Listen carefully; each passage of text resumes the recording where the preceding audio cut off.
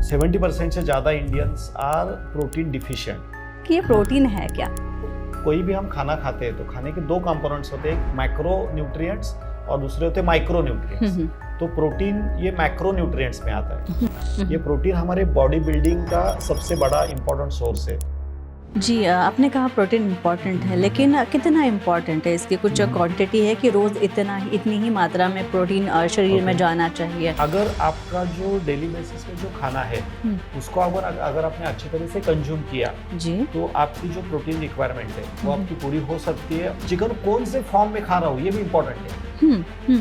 तो मैं अगर उसको ग्रिल्ड फॉर्म में खा रहा हूँ, बॉइल्ड फॉर्म में खा रहा हूँ, तो 100 ग्राम प्रोटीन में से शायद आपको 31 ग्राम तक प्रोटीन मिल सकता है। मैं प्रोटीन ले रहा हूँ और अगर मैं एक्सरसाइज नहीं कर रहा हूँ तो वो प्रोटीन आपके शरीर से निकल जाएगा। तो अगर कोई भी प्रोटीन, वो भले प्लांट बेस्ड हो सकता है, एनिमल बेस्ड हो सकता है, अगर मैंने बहुत ज्यादा एक्सेस में लिया तो मेरे शरीर में वो एसिडिटी बढ़ाएगा। टू मच एसिडिटी अगर मेरे शरीर में बढ़ती है तो वो एम्प्टोर एक्टिवेशन करता है और ये एम्प्टोर एक्टिवेशन आपके जो सोए हुए कैंसर सेल्स है उसको जगा सकता है। यानी डेंजरस है। हाँ, बहुत ही ज्यादा डेंजरस है। डायबिटिक पेशेंट्स के बारे में बात करें तो प्रोटीन का इंटेक या फिर प्रोटीन का रोल डायबिटिक पेशेंट में कितना अहम है? मसल ग्रोथ के लिए बहुत इंपॉर्टेंट है। इम्यूनिटी डायबिटिक पेशेंट्स की कम रहती है, कम चलती है, तो इम्यूनिटी अच्छी उनकी मेंटेन होने के लिए भी प्रोटीन का अच्छा रोल है। मार्केट में तो काफ़ी सारे वीगन प्रोटीन्स अवेलेबल है या फिर एनिमल कंटेंट वाले एनिमल सोर्सेज के भी अवेलेबल है, लेकिन जब ये खरीदने हो तो क्या देखना चाहिए डिब्बे पे?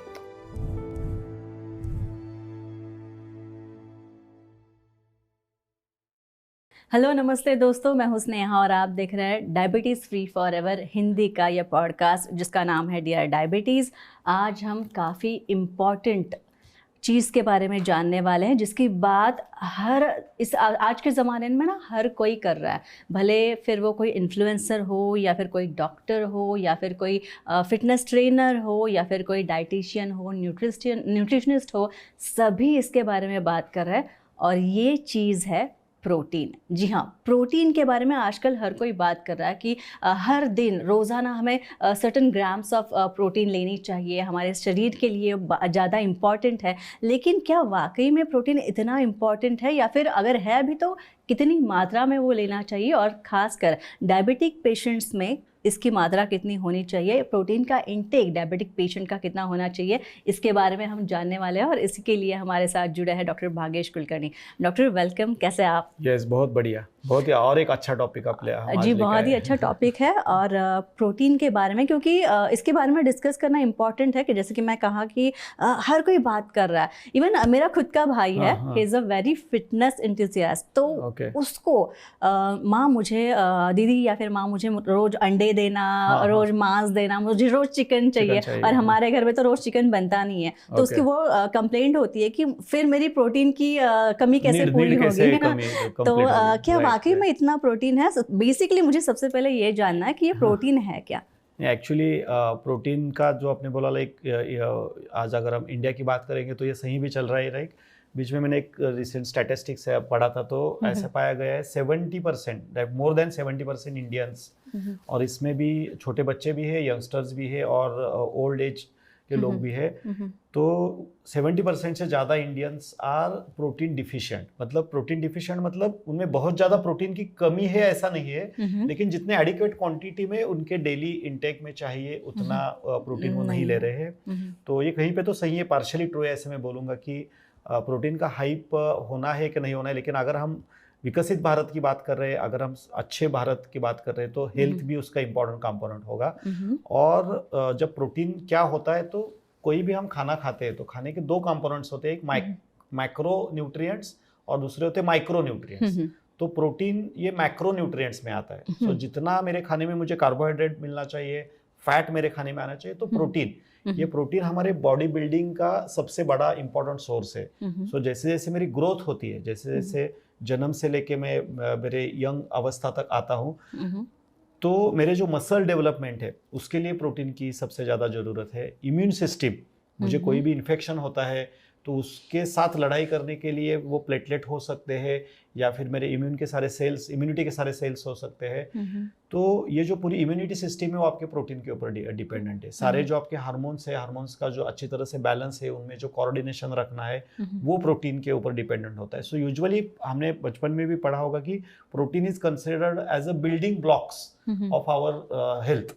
तो बिल्डिंग के लिए जो कोई भी बिल्डिंग बनती है, कोई भी अच्छी बिल्डिंग हम बात करते हैं, तो उसका फाउंडेशन जो होता है उसके ब्रिक्स के ऊपर डिपेंडेंट होता है जी। तो जी। जिसकी प्रोटीन का इंटेक अच्छा है और जिसकी प्रोटीन की ये अच्छे है, तो उसका बॉडी का जो ओवरऑल इम्यूनिटी अच्छा रहेगा और उसका बिल्डिंग ब्लॉक अच्छा मेंटेन रहेगा। So protein is a foundation source of every cell और एवरी मेरे मसल सेल्स के लिए वो बहुत ही इंपॉर्टेंट कंपोनेंट है। जी, आपने कहा प्रोटीन इम्पॉर्टेंट है, लेकिन कितना इम्पॉर्टेंट है? इसकी कुछ क्वांटिटी है कि रोज इतनी ही मात्रा में प्रोटीन शरीर में जाना चाहिए? ओके, सो उसका जो प्रमाण है वो आपके वेट के अनुसार डिसाइड किया जाता है। जितना आपका वजन होता है उसको आपको 0.8 से मल्टीप्लाई करना है। सो सपोज अगर मेरा वजन है 80 kg, तो 80 इंटू 0.8, सो मेरी डेली रिक्वायरमेंट हो गई 60 to 64 ग्राम। तो everyone can calculate according to their weight, तो उतना तो आपको मिनिमम होना ही चाहिए। और अगर समझो आप रोज रेजिस्टेंस वाले एक्सरसाइज करते हो, आप एथलेट हो या फिर आप जिम एक्सरसाइज कर रहे हो, स्ट्रेंथ ट्रेनिंग की एक्सरसाइज आपके रोज 1 घंटे आधे घंटे चल रहे हैं, तो और 20% आपको ज़्यादा लगेगा। तो अगर मैं रोज जिम वाला एक्सरसाइज कर रहा हूँ और मेरे मसल्स का यूटिलाइजेशन मेरा ज़्यादा हो रहा है, तो शायद आपको 85 to 100 ग्राम तक आपको प्रोटीन का इंटेक आपका बढ़ाना पड़ेगा या फिर उतना आपको लेना पड़ेगा अगर आप उतना उस टाइप की एक्सरसाइज करते हो तो। अच्छा, मुझे प्रोटीन इंटेक बढ़ाना है तो इसका मतलब साफ साफ ये है कि मुझे नॉनवेज ज़्यादा खाना है? नहीं, ऐसे नहीं। वो मतलब नॉनवेज में कम क्वांटिटी में थोड़ा ज़्यादा अच्छे क्वालिटी में रहता है, लेकिन ऐसे वेजिटेरियन भी काफ़ी सारे सोर्सेस है जिसमें आपको प्रोटीन अच्छा मिल सकता है। लेकिन सबसे पहले जो प्रोटीन के बारे में जो मिथ है कि प्रोटीन खाने के लिए कुछ मुझे अलग करना पड़ेगा, इससे हमें बाहर निकलना बहुत जरूरी है। अगर हम देखेंगे पुराने ज़माने में, तो उस टाइम तो इतना तो प्रोटीन ये नहीं होता था और इतना प्रोटीन के बारे में हाइप नहीं था। तो वो जो लोग खा रहे थे, वो जो जिसको हम बोले ना कि पूरी तरीके से जो सात्विक खाना भी सात्विक था, उसमें अनाज भी अच्छे क्वांटिटी में वो इस्तेमाल करते थे, वेजिटेबल्स भी अच्छे क्वांटिटी में थे, और जरूरी नहीं था कि उनको कुछ अलग उसके लिए सप्लीमेंट लेना पड़े। तो अगर आपका जो डेली बेसिस पे जो खाना है उसको अगर आपने अच्छी तरह से कंज्यूम किया तो आपकी जो प्रोटीन रिक्वायरमेंट है वो आपकी पूरी हो सकती है। और वी आर फॉर्चुनेट कि हम बीइंग इंडियन, जो इंडियन थाली बनती है, अभी मेरे रिसेंटली मैं बाहर स्विट्जरलैंड के लिए मैं ट्रिप के लिए गया था, साउथ अफ्रीका में भी गया था, तो मैंने क्या देखा कि वहां पे ऐसा पूरा खाना ये हफ्ते में एक बार होता है। अच्छा। मतलब पूरा मील जो पूरा हमारा थाली में जो खाना हमारे बनता है ना, इंडियन जो खाने के बारे में हम जब बात करते हैं, वैसी थाली वो हफ्ते में एक बार, या फिर वो थाली तो हमने देखने को भी नहीं मिली वहां पे। हाँ, तो वहां पे ज्यादा से ज्यादा खाने में एक आध डिश होता है, थोड़ा बहुत सैलेड रहेगा, थोड़ा बहुत सूप रहेगा या फिर ब्रेड रहेगा।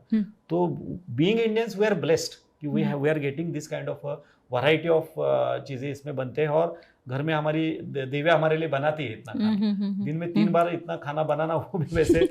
अनफॉर्चुनेटली क्या हो गया है कि ये जो पूरा ट्रांसफॉर्मेशन इसमें हो रहा था, हमने तो काफी सारे वेस्टर्न तो लाइफस्टाइल हमने अपना ही ली, जिसमें फिर पिज्जा आ गया, ब्रेड आ गया, पैकेट वाले फूड आ गए, सब आ गया। उसके साथ हमने क्या गलती की कि हमारे खाने में प्रोटीन का क्वांटिटी उतना नहीं बढ़ाया। प्रोटीन का क्वांटिटी इनफैक्ट हमने खाने में से कम किया और वहां पे हमने कार्बोहाइड्रेट बढ़ाया। तो आज के तारीख में जितने क्वांटिटी में हम कार्बोहाइड्रेट खा रहे हैं, तो हमारे ओवरऑल कंपोनेंट में अगर हम हमारे खाने की थाली देखेंगे तो वो कहीं 70 to 90% तक हमारे खाने में कार्बोहाइड्रेट जा रहा है। एक्चुअली अगर देखा जाए तो वो 40 से 45% तक हेल्दी अगर लोगों की बात करेंगे तो 45 या फिर ज़्यादा से ज़्यादा 50% तक कार्बोहाइड्रेट होना चाहिए, 20 से 25% तक प्रोटीन होना चाहिए, एंड उतने क्वांटिटी में 15 to 20% हेल्दी फैट्स भी होने चाहिए। अच्छा। और मैं हमेशा बोलता हूँ कि 10 to 20% खाना आपको भूख से कम मतलब पेट आपको खाली रखना चाहिए। जी। तो ये हो गया आपका बैलेंस डाइट और ये हो गया आपकी बैलेंस थाली।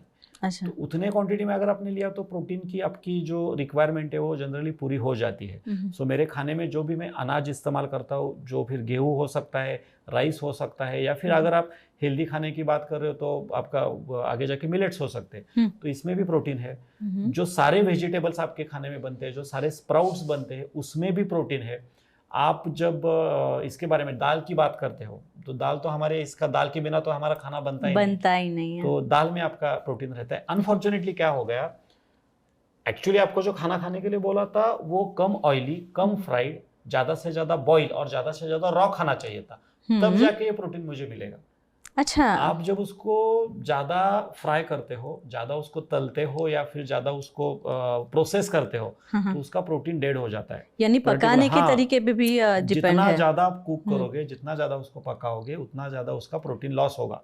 और वो अनफॉर्चुनेटली वो जो प्रोटीन जो लॉस होता है वो 80% तक चला जाता है। और वो प्रोटीन ही नहीं जलाता, प्रोटीन के साथ बहुत बार आपके जो विटामिन से मिनरल्स है वो भी कहीं ना कहीं तो होते हैं। तो जो ज्यादा हम प्रोसेस फूड खा रहे हैं, ज्यादा उसको पका के फ्राई करके खा रहे हैं, तो मतलब मैंने पनीर का खाया, लेकिन पनीर को अगर मैंने बहुत ज्यादा उसको बार बार भुना है, पकाया है, बहुत ज्यादा कुकिंग किया है, तो उसका मैंने प्रोटीन का जो ये है, तो जब ये बोला जाता है कि आपको 100 ग्राम प्रोटीन खाना चाहिए, आपको जब बोला जाता है 100 ग्राम चिकन, तो जैसे आपने शुरुआत में बोला कि चिकन की बात की आपने, तो चिकन कौन से फॉर्म में खा रहा हूँ ये भी इंपॉर्टेंट है। तो मैं अगर उसको ग्रिल्ड फॉर्म में खा रहा हूँ, बॉइल्ड फॉर्म में खा रहा हूँ, तो 100 ग्राम प्रोटीन में से शायद आपको 31 ग्राम तक प्रोटीन मिल सकता है। मैं सोया की जब बात करता हूँ, टोफू की भी जब बात करता हूँ, पनीर की तो बात करता हूँ, तो उसके ऊपर कम से कम प्रक्रिया होनी चाहिए, वो जितना हो सके नेचुरल फॉर्म में और डाइजेस्टेबल फॉर्म में होना चाहिए। मैं ऐसे नहीं बोल रहा कि जाओ चिकन पकड़ो डायरेक्टली, वो नहीं कर सकते। हाँ, लेकिन आप ज्यादा कम से कम उसको प्रोसेसिंग करोगे तो शायद उसकी क्वांटिटी आपको ये मिलेगी। जितना ज्यादा आप उसको फ्राई करोगे वो क्वांटिटी धीरे धीरे कम होगा। सेम चीज वेजिटेबल्स के लिए भी एप्लीकेबल है, सेम चीज आपके स्प्राउट्स के लिए भी एप्लीकेबल है। तो ये हमने ध्यान में नहीं रखा। हम प्रोटीन मिल रहा है इसको खा रहे हैं, और बहुत बार मैं जब देखता हूँ ना कि लोग वो एक्सक्यूज देते हैं कि मुझे नॉनवेज से प्रोटीन मिलता है, तो नॉनवेज से प्रोटीन मिलने से ज़्यादा उनको नॉनवेज खाने से खुशी मिलती है। नॉनवेज खाने से मेरे टेस्ट बर्ड्स को सूदिंग फीलिंग आता है और मेरे बॉडी में मोर सेरोटोनिन, डोपामिन तैयार होता है। तो नॉनवेज खाने के लिए आप खा रहे हो, डोंट से लाइक मैं प्रोटीन खाने के लिए ये कर रहा हूँ। ये बहुत बार मैंने इसमें देखा है, क्योंकि नॉनवेज जो है क्रेविंग क्रिएट करता है। अच्छा। दोनों का सेम सोर्स है।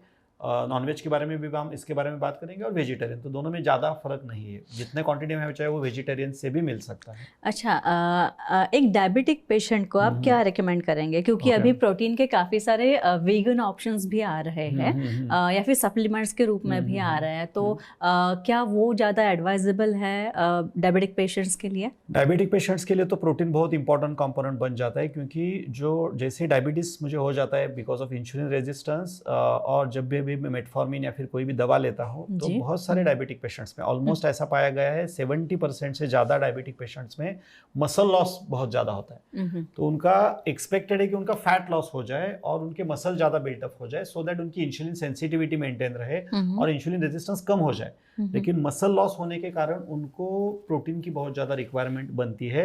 तो अगर मेरे शरीर में बहुत ही ज़्यादा मसल लॉस हुआ है, अगर मैं बहुत ही दुबला पतला हो गया हूँ और मुझे हमेशा क्रेविंग होती है, जो डायबिटिक पेशेंट्स में काफ़ी सारी दिखती है, क्योंकि कार्बोहाइड्रेट मुझे क्या करता है, कार्बोहाइड्रेट शायद मुझे सटाइटी का फीलिंग दे सकता है, लेकिन प्रोटीन आपको फुलफिलमेंट देता है। दोनों में डिफरेंस है। मतलब क्रेविंग के बाद मैंने अगर 100 ग्राम कार्बोहाइड्रेट कोई चीज खाई और 100 ग्राम मैंने प्रोटीन खाया, तो शायद 100 ग्राम प्रोटीन, हमें क्या लगता है कि प्रोटीन ज्यादा हार्ड है डाइजेस्ट करने के लिए, वैसे नहीं है।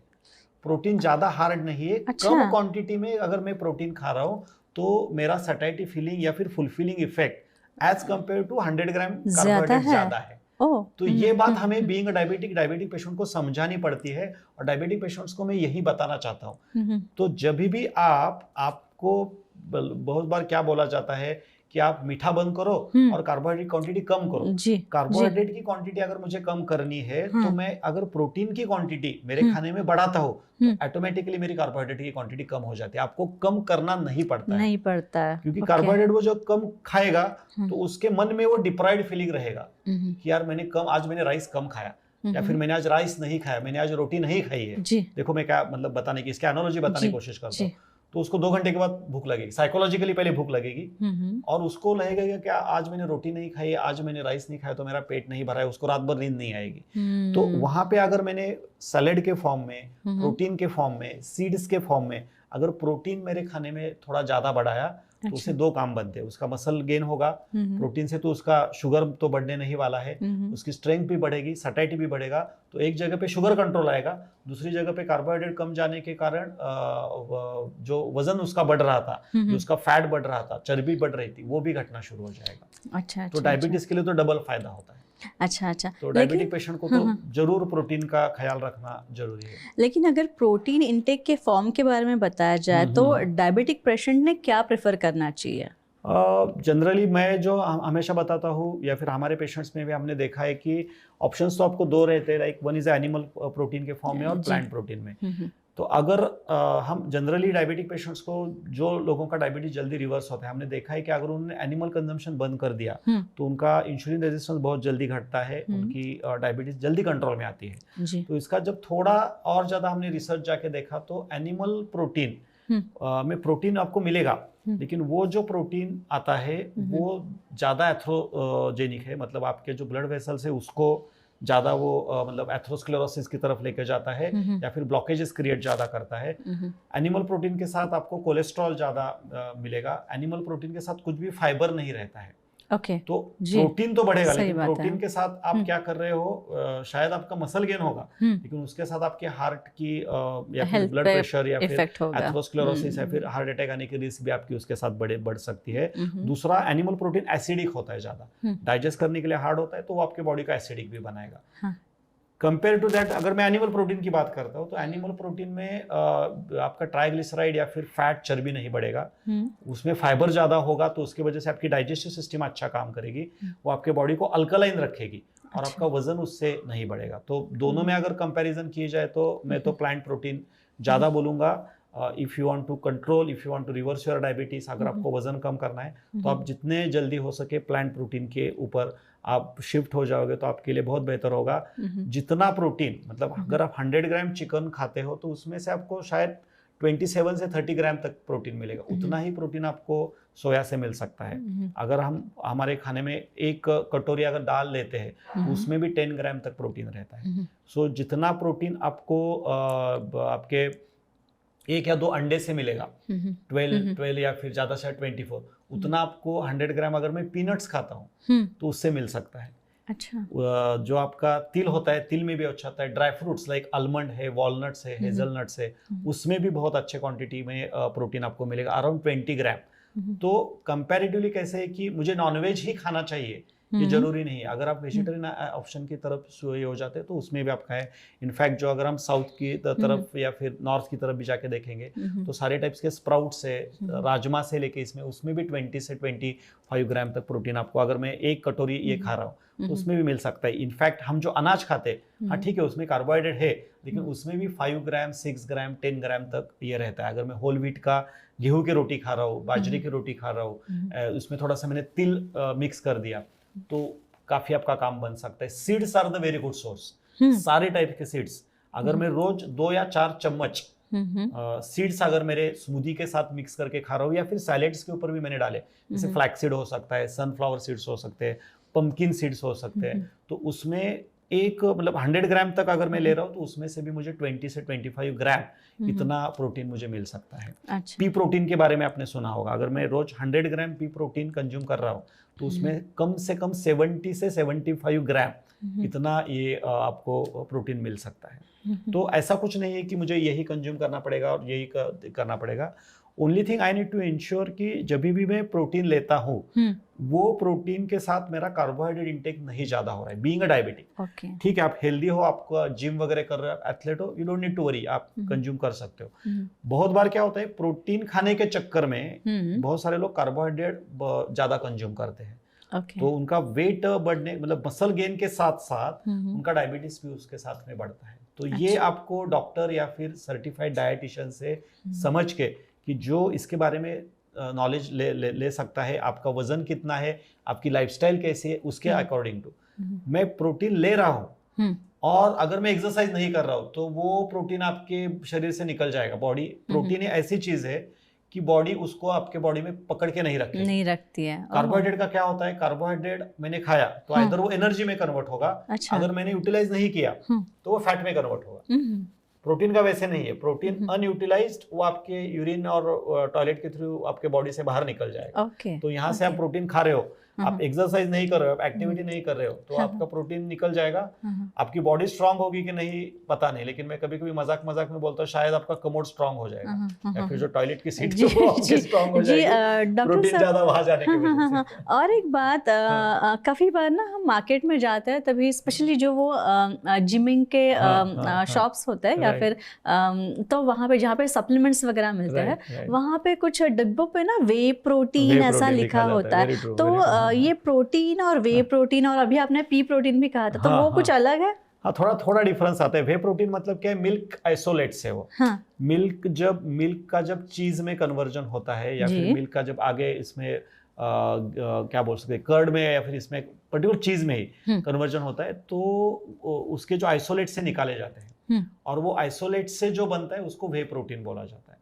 तो ये कहा जाता है कि this is the purest form of protein. मतलब अगर मैं 100 या फिर मतलब 2 या 3 चम्मच अगर वे प्रोटीन ले रहा हूँ तो उसमें तकरीबन 70 ग्राम तक प्रोटीन आपका मिल सकता है। तो अगर आप हेवी एथलीट हो, रोज आप एक्सरसाइज अच्छी तरीके से करते हो, आपकी बॉडी एथलेटिक है, तो डेफिनेटली वे प्रोटीन आपके लिए मदद कर सकता है। लेकिन अगर उसको मैंने बहुत ज्यादा क्वांटिटी में लिया, मैंने बहुत सारे इसमें लोग देखे हैं कि वो बोल रहे थे कि भाई सुबह मैं 1 घंटा 2 घंटा एक्सरसाइज करता हूँ तो मैं 3 4 5 चम्मच तक वे प्रोटीन खा जाता हूँ। तो एक्सेसिव लोग हैं तो आपको शायद उसका तकलीफ हो सकता है। शॉर्ट टर्म में ज्यादा आपको तकलीफ नहीं लगेगी, आपको थोड़ा डाइजेस्टिव इशू होगा, ब्लोटिंग वगैरह सेंसेशन हो सकता है। लेकिन अगर आप बहुत ज्यादा क्वांटिटी में वो लेते हो तो उसमें ल्यूसिन नाम का एक इंग्रेडिएंट आता है जो एनिमल प्रोटीन में पाया जाता है। और मोस्ट ऑफ द टाइम जो आजकल जो वे प्रोटीन बनाते हैं वो तो एनिमल मिल्क से ही बनता है जी। तो एनिमल मिल्क से जो नया रिसर्च इसमें आ रहा है वो क्या बोल रहा है कि जो ल्यूसिन नाम का जो इंग्रेडिएंट वे प्रोटीन में पाया जाता है वो हमारा एमटॉर एक्टिवेशन करता है। और ये जो एमटॉर एक्टिवेशन है एक तरीके का कैंसर का जीन है। तो अगर कोई भी प्रोटीन, वो भले प्लांट बेस्ड हो सकता है, एनिमल बेस्ड हो सकता है, अगर मैंने बहुत ज्यादा एक्सेस में लिया तो मेरे शरीर में वो एसिडिटी बढ़ाएगा। टू मच एसिडिटी अगर मेरे शरीर में बढ़ती है तो वो एमटॉर एक्टिवेशन करता है और ये एमटॉर एक्टिवेशन आपके जो सोए हुए कैंसर सेल से उसको जगा सकता है, यानी डेंजरस है। हाँ, बहुत ही ज्यादा डेंजरस है। तो यूजुअली ये बोला जाता है कि अगर आपको कैंसर नहीं चाहिए तो आपके बॉडी को आपको अल्कलाइन रखना चाहिए और जितना हो सके शुगर वाली चीजें नहीं करनी चाहिए, क्योंकि जो कैंसर सेल्स है वो एसिडिक मीडियम में और शुगर के वजह से वो बढ़ते हैं। तो मुझे एक्स्ट्रा क्वांटिटी में वो नहीं लेना है या फिर बहुत ज्यादा क्वांटिटी नहीं लेना है। तीसरा ये पाया गया अगर मैं प्रोलॉन्ग्ड उसका कंजम्पशन कर रहा हूँ, बहुत ज्यादा क्वांटिटी में करता हूँ, कहीं ना कहीं तो किडनी के ऊपर भी उसका इफेक्ट दिखना शुरू हो जाता है। अगेन मैंने जैसे बताया एथेरोस्क्लेरोसिस की रिस्क एनिमल प्रोटीन से ज़्यादा बढ़ सकती है। सो जरूरी नहीं है कि मैं जिम कर रहा हूँ या फिर मैं रेगुलर एक्टिविटी कर रहा हूँ तो मुझे ज़्यादा खाना चाहिए। मैं इतना ही बोलने की कोशिश कर रहा हूँ कि प्रोटीन जितने क्वांटिटी में आपको चाहिए उससे 10 या 20% आप ज़्यादा ले लो, लेकिन उसको यूटिलाइज करो। अगर आपने उसको यूटिलाइज नहीं किया तो अननेसेसरी आपके बॉडी के ऊपर, मतलब आपके किडनीज के ऊपर आप प्रेशर डाल रहे हो, आपके गट हेल्थ के ऊपर आप प्रेशर डाल रहे हो, आपके ब्लड सर्कुलेशन के ऊपर आप प्रेशर डाल रहे हो, तो वो कहीं ना कहीं तो उसका इफेक्ट लॉन्ग टर्म में आपको दिखाई दे सकता है। अच्छा, डायबिटिक पेशेंट्स के बारे में बात करें तो प्रोटीन का इंटेक या फिर प्रोटीन का रोल डायबिटिक पेशेंट में कितना अहम है? जैसे कि मैंने बताया मसल ग्रोथ के लिए बहुत इंपॉर्टेंट है। इम्यूनिटी डायबिटिक पेशेंट्स की कम रहती है, कम चलती है, तो इम्यूनिटी अच्छी उनकी मेंटेन होने के लिए भी प्रोटीन का अच्छा रोल है। Only thing they have to ensure कि वो एक्टिविटी अच्छी तरीके से उसके साथ कर रहे हैं। कोई भी एक्सरसाइज जो होता है वो एक्सरसाइज कंसिस्टेंसी के साथ होना चाहिए और जितना हो सके प्लांट बेस्ड सोर्स अगर वो इस्तेमाल करेंगे तो प्रोटीन के साथ उनका फाइबर भी खाने में अच्छी तरीके से जाएगा, जो उनका डाइजेस्टिव हेल्थ अच्छा मेंटेन करेगा। और मोस्ट ऑफ द टाइम जो फाइबर होते हैं प्रोटीन के साथ हम जब कंज्यूम करते हैं वो कॉम्प्लेक्स कार्बोहाइड्रेट में आते हैं। तो all types of complex carbohydrate जो सटाइटी फीलिंग आपको देंगे, आपका शुगर का स्तर ज़्यादा नहीं बढ़ेगा। और तीसरा जो फायदा होगा, प्रोटीन अगर मैंने अच्छी क्वांटिटी में लिया और उसको मसल स्ट्रेंथनिंग के एक्सरसाइज के साथ उसको जोड़ दिया तो मेरी इंसुलिन सेंसिटिविटी बढ़ेगी। अच्छा। तो इंसुलिन सेंसिटिविटी बढ़ेगी तो मेरा डायबिटीज और जल्दी कंट्रोल में आएगा। अच्छा, क्या डायबिटिक पेशेंट वे प्रोटीन से परे रहे? परहेज करें? नहीं, ऐसा कुछ नहीं है। अगर आप जिम वाली एक्टिविटी करते हो, अगर आप एथलीट हो, आपको अगर मसल गेन करना है तो you can consume way protein. लेकिन अगर आपको वीगन हो, राइट, तो वीगन हो तो फिर आपको वीगन में क्या हो जाता है कि you don't consume milk also. तो वो एक रीजन इसमें हो सकता है कि मुझे उसमें नहीं लेना है, तो you can shift it to another. बहुत सारे सोर्स है और बहुत सारे इसके लिए हमने एक प्लांट बेस्ड ये प्रोटीन रेकमेंड करते हैं जिसमें सारे प्लांट इंग्रेडिएंट्स हमने इस्तेमाल किए। बहुत बार क्या होता है कि आजकल वे प्रोटीन ये एक तरीके से क्या हो गया कि हाइप कर दिया, जैसे आपने बोला, तो कोई भी ज्यादा वे प्रोटीन हो रहा है, ज्यादा ट्रेंड है तो उसका। आपको इंश्योर करना है जब भी आप वे प्रोटीन लेते हो तो बहुत सारे वे प्रोटीन्स में आजकल उसका टेस्ट एनहांस करने के लिए या फिर उसका ये बढ़ाने के लिए फ्लेवरिंग होता है, फ्लेवर भी ऐड किए जाते हैं, केमिकल्स भी ऐड किया जाता है।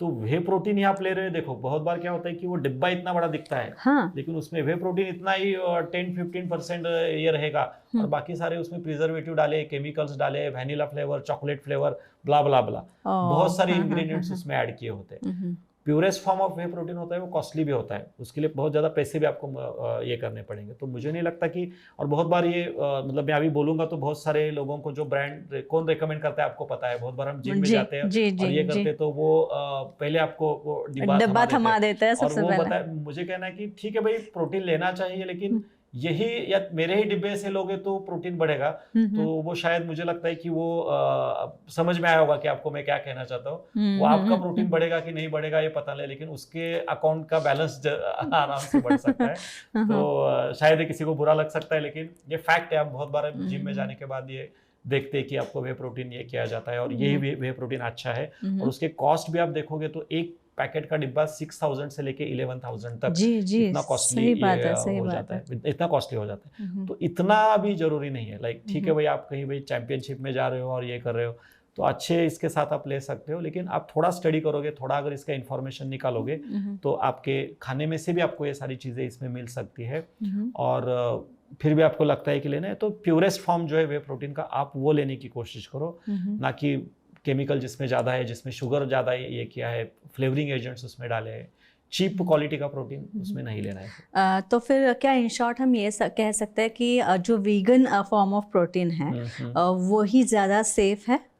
सेफ है या फिर वो बेस्ट है। वो अगर इस्तेमाल करते हो तो उसमें आपको ज़्यादा दिमाग लगाने की ज़रूरत नहीं है और वो आपको एथेरोस्क्लेरोटिक की तरफ लेके नहीं जाएगा। क्योंकि एनिमल प्रोटीन का तो मेरा मतलब मैं इसके अगेंस्ट तो ऐसे नहीं है कि एनिमल खाने नहीं चाहिए, या वो हर एक का परसेप्शन है। लेकिन आप प्रोटीन मिल रहा है इसलिए आप एनिमल खा रहे हो, ये एनालॉजी उसके लिए मत देना। जी जी जी, सही बात है। आपको नॉनवेज खाना अच्छा लगता है, उसके वजह से आपको शांति मिलती है, आपके टेस्ट बर्ड सूदिंग हो जाते हैं, आपको सुकून मिलता है, इसलिए आप खा रहे हो। जी, सही बात है। Don't correlate this with the protein. और उसके बाद उसके वजह से ये मत खाओ कि मुझे प्रोटीन मिल रहा है इसलिए मैं रोज नॉनवेज खा रहा हूँ। तो आपको शायद प्रोटीन मिलेगा, लेकिन प्रोटीन के साथ ये और भी सारी तकलीफ बीमारियां मिल जाएंगी, आपके जिंदगी में आने वाली है। ये भी आपको ख्याल रखना चाहिए। उससे उसके कंपैरिजन में प्लांट प्रोटीन उतना आपको डैमेज नहीं करेगा। प्लांट प्रोटीन उतना अकॉर्डिंग टू दैट वो कंपैरिजन है इसलिए। अच्छा, एक मधुमेह के लिए, एक डायबिटिक पेशेंट के लिए लो प्रोटीन डाइट और हाई प्रोटीन डाइट कितना असर कर सकता है हेल्थ पे?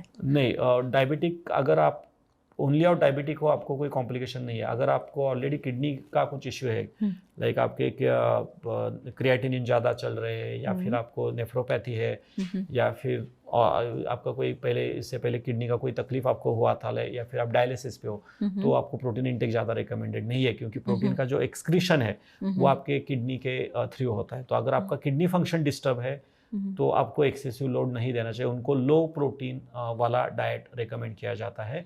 सेम चीज़ आपके डायबिटिक पेशेंट्स में भी रेकमेंडेड है कि अगर आप अंडरवेट चल रहे हो तो आप थोड़ा प्रोटीन का क्वांटिटी बढ़ा सकते हो, और उसके साथ आपको स्ट्रेंथ ट्रेनिंग के एक्सरसाइज है वो भी आपको रेगुलरली करने जरूरी है। अच्छा, तो ये कस्टमाइजेशन जरूरी है, आपको पहले एसेस करना पड़ेगा। ऐसे नहीं कि सबको यही क्वांटिटी का प्रोटीन और रोज सबको उठ के इतना ही प्रोटीन खाना चाहिए। हम ऐसे नहीं कर सकते। अच्छा, एक डायबिटिक पेशेंट को कितने फ्रीक्वेंटली मॉनिटर करना चाहिए उसका प्रोटीन लेवल या फिर प्रोटीन इनटेक? वो मॉनिटर करने के लिए अलग से कुछ करने की जरूरत नहीं। It's a daily basis task. आपको इंश्योर करना है कि आप बैलेंस डाइट ले रहे हो और आपके खाने में सीड्स का क्वांटिटी अच्छे क्वांटिटी में है।